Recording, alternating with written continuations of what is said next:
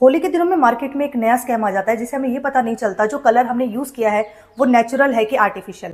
अब इस स्कैम को पकड़ना तो बहुत मुश्किल है, लेकिन इस वीडियो में हम ये देखेंगे कि कैसे हमारे आरएनएस इक्वेशन में रेट जो है वो टेम्परेचर पे डिपेंड करती है। आरएनएस का कहना ये है कि जो रेट होती है, जो रिएक्शन होती है, वो क्या बेटा टेम्परेचर पे डिपेंड करती है। वो किस तरीके से टेम्परेचर पे डिपेंड करती है, इसकी इक्वेशन हमें दी हुई है। इक्वेशन देखो, आपको 3 इक्वेशन याद करनी है। वन इज के इज इक्वल टू ए ई की power minus E upon R T. अब इस इक्वेशन को हम डायरेक्ट सॉल्व नहीं कर सकते, तो मैंने इसका क्या कर दिया, लोग ले लिया। ln k is equal to ln a minus E upon R T. ठीक है, ये इक्वेशन एग्जामिनर की सबसे फेवरेट इक्वेशन होती है।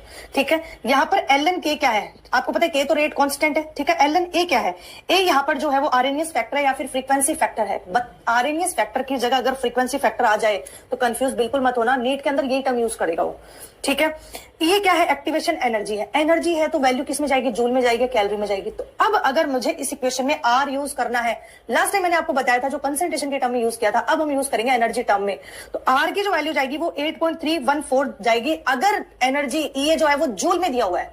अगर कैलोरी में दिया हुआ है तो उसकी वैल्यू अप्रोक्सीमेशन जाएगी 2 के, राइट, 2 कैलोरी पर मोल पर कैलोरी। इस इक्वेशन पे आपसे कई बार ग्राफ देके भी क्वेश्चन पूछ लेता है। तो जो आपका ग्राफ बन रहा है वो बन रहा है ln k के बीच में और 1 अपॉन टी के। स्लोप क्या है, माइनस m, और उसकी वैल्यू क्या है, दिख रही है आपको, माइनस ए अपॉन आर।